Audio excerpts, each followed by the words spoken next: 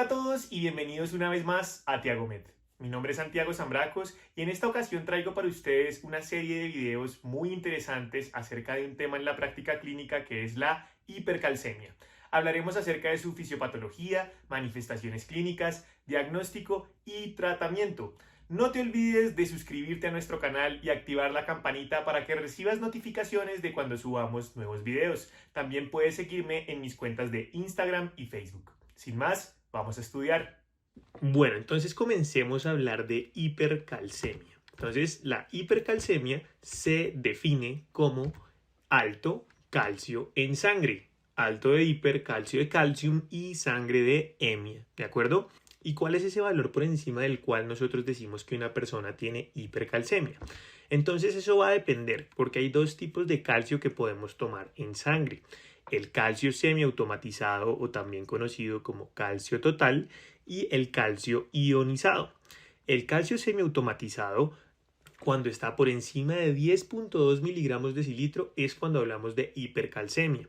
Y el calcio ionizado, cuando está por encima de 1.40 milimoles por litro, corresponderá a una elevación.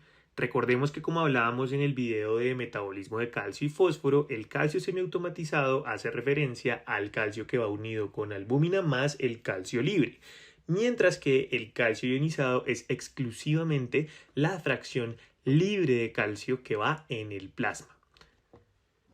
La hipercalcemia se produce cuando la entrada de calcio en la circulación supera la excreción de calcio que hay en la orina o el depósito que se está formando en los huesos de calcio. El 90% de los casos va a estar representado o por el hiperparatiroidismo primario o por las neoplasias malignas, y el 10% de las causas restantes serán atípicas. Las iremos viendo a lo largo del video. Entonces, ¿cuál es la fisiopatología que está detrás de la hipercalcemia? ¿Cuáles son esas causas que pueden explicar que una persona desarrolle este trastorno electrolítico? Entonces, cuando vamos a hablar de las etiologías posibles de hipercalcemia, podemos encontrar aquellas que producen un exceso de hormona paratiroidea, dentro de las cuales encontraremos a una de las más importantes de ellas, que es el hiperparatiroidismo, particularmente el hiperparatiroidismo primario. En un momento estaremos desglosando mucho más esta etiología. Las siguientes son las neoplasias secretoras de PTH, pero ojo con esto, no la PTH normal, sino la PTH-RP, que también se le conoce como el péptido relacionado con la hormona paratiroidea. Así que estrictamente dicho, no es realmente la PTH la que está elevada, sino una sustancia que es muy semejante, que es homóloga a la PTH y que tiene efectos semejantes en relación a que provoca hipercalcemia, provoca hipofosfatemia, pero que no se produce en personas sanas. Solo se produce en personas que tienen estas neoplasias que secretan esta sustancia. El litio. Los pacientes que reciben tratamientos crónicos con litio a menudo desarrollan hipercalcemias leves, probablemente debido a un aumento en la secreción de hormona paratiroidea. ¿Por qué? Porque el litio es un antagonista del receptor sensible a calcio y eso estimula la secreción de PTH. Por lo general, cede cuando se suspende el litio, e inclusive pueden haber casos en los que el litio eleve la PTH levemente sin que necesariamente se eleven las concentraciones séricas de calcio. Y por último tenemos la hipercalcemia hipocalciúrica familiar. Este es un trastorno autosómico dominante que es raro y que se caracteriza también por hipercalcemias leves. Como su nombre lo indica, también se acompaña de hipocalciuria, lo que sugiere que hay una contribución del aumento de la reabsorción de calcio en los túbulos renales al desarrollo de esa hipercalcemia y lo que hace que haya menos calcio en la orina. La mayoría de estos pacientes tienen poco o ningún síntoma de hipercalcemia y no requieren tratamiento. El defecto realmente se produce por una mutación de pérdida de función en el sensor de calcio en las células paratiroideas y en los riñones, en donde estos receptores van a requerir concentraciones séricas de calcio más altas de lo normal para poder suprimir la liberación de PTH. Vamos con el segundo grupo de causas que hacen referencia a aquellas que son independientes de la PTH, como por ejemplo el exceso de vitamina D o la resorción ósea no dependiente de PTH. Entonces el exceso de vitamina D se puede producir, por ejemplo, cuando hay una ingesta aumentada de vitamina D exógena O por ejemplo, cuando hay una producción ectópica de calcitriol. Esto pasa, por ejemplo, en linfomas, en enfermedades granulomatosas como la sarcoidosis o como la granulomatosis de Wegener, también conocida hoy en día como granulomatosis con poliangeitis.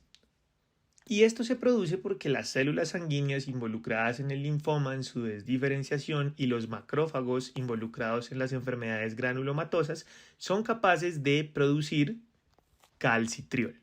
El siguiente grupo de etiologías hace referencia a la resorción ósea que es no dependiente de PTH. ¿Esto cuándo puede pasar? Por ejemplo, con las metástasis óseas osteolíticas. La lisis constante de osteocitos va a llevar a la liberación de calcio a la sangre generando hipercalcemia.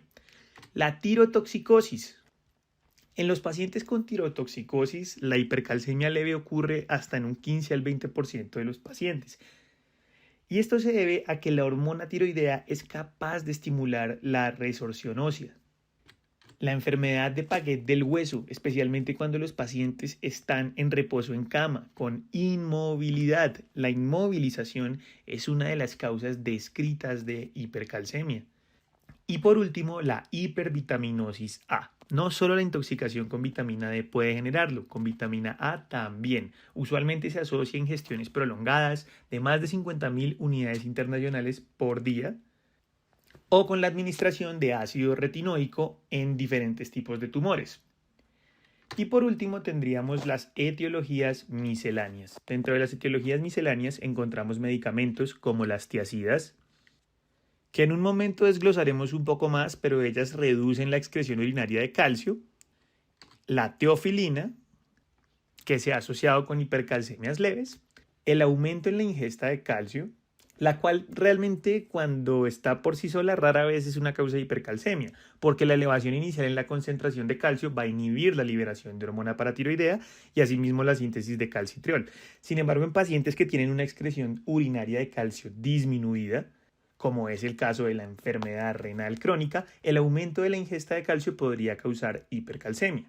Otro síndrome relacionado, mucho más raro, es el síndrome de leches y alcalinos. Se ha descrito que en pacientes que tienen un alto consumo de leche, o más comúnmente de carbonato de calcio, se puede desarrollar hipercalcemia, alcalosis metabólica e insuficiencia renal. Ese es el síndrome de leche y alcalinos. Generalmente ocurre en el contexto de un exceso de suplementos de carbonato de calcio cuando se está tratando, por ejemplo, la osteoporosis o la dispepsia. La crisis adrenal. En los pacientes con insuficiencia suprarrenal, la hipercalcemia ocurre debido a que parece que los glucocorticoides producidos por la glándula suprarrenal usualmente inhiben en cierta medida la liberación de calcio del hueso. Si bien puede estar funcionando perfectamente PTH, calcitriol, si los corticoides no funcionan correctamente, algo de esta liberación de calcio del hueso comienza a aparecer, pudiendo generar hipercalcemia. Y por último tendríamos a la rhabdomiólisis complicada por una lesión renal aguda. La hipercalcemia en este contexto se debe principalmente a la movilización de calcio que se había depositado en el músculo lesionado.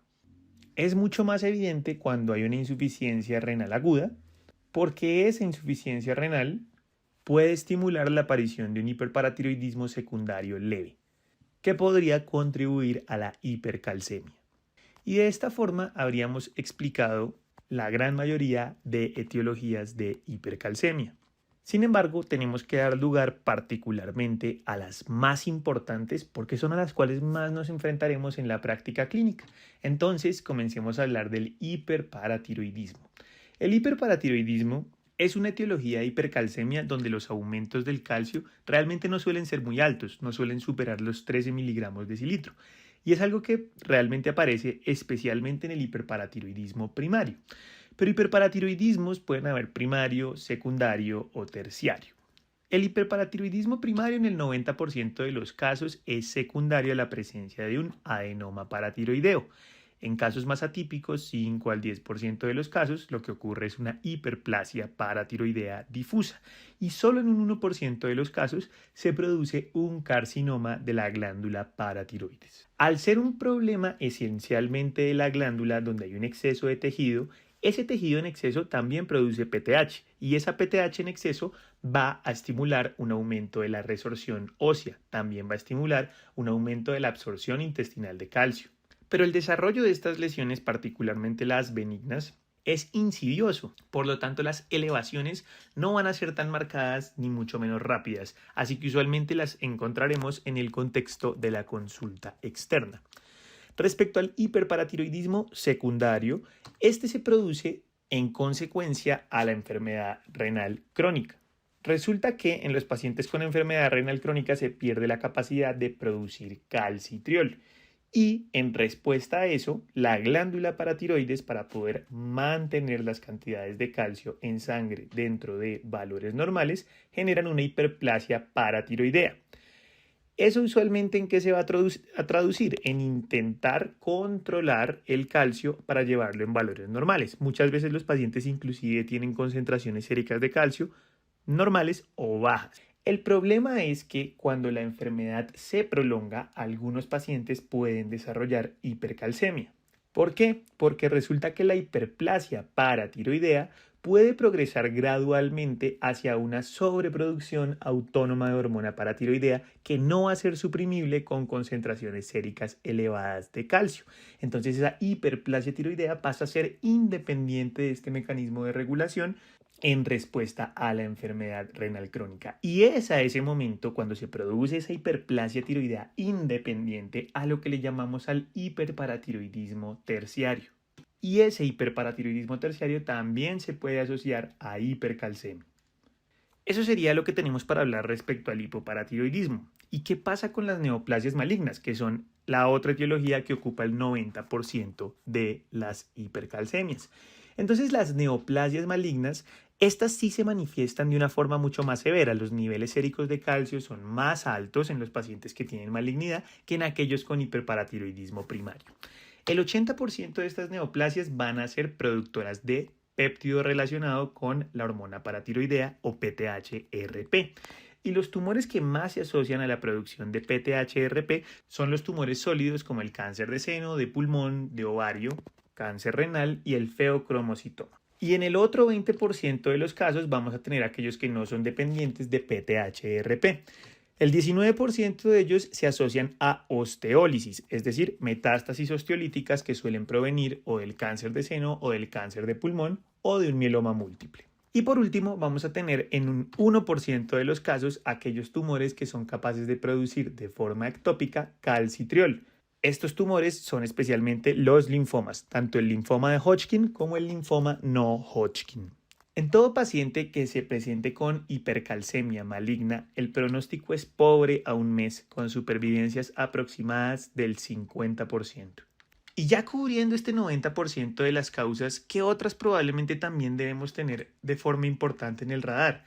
En el caso de las tiazidas y la razón por la cual estas son capaces de generar hipercalcemia, se debe a que el mecanismo de acción de las tiazidas radica en inhibir el transportador sodio-cloro. Una vez eso ocurre, por supuesto, la cantidad de sodio que entrará a las células del túbulo contorneado distal va a ser menor. Eso va a generar un gradiente que va a favorecer la entrada de sodio, por ejemplo, desde la sangre hacia este medio intracelular. Pero si nos damos cuenta, esa entrada de sodio implica un intercambio con calcio y ese calcio que sale al medio extracelular va a aumentar su concentración. Por supuesto, ese calcio vendrá de la orina. Es por esa razón que las tiazidas favorecen la hipocalciuria, porque el calcio entra por difusión pasiva hacia el medio intracelular y posteriormente a través de este transportador sodio-calcio hace que el sodio en el medio intracelular aumente y que el calcio salga a la sangre generando hipercalcemia. Rara vez una persona sana desarrollará hipercalcemia en presencia de tiazidas, pero si es un paciente que tiene un hiperparatiroidismo subyacente, podría contribuir a empeorar su hipercalcemia. De esta forma terminaríamos de explicar todas las etiologías de hipercalcemia y su fisiopatología. Vamos ahora con las manifestaciones clínicas.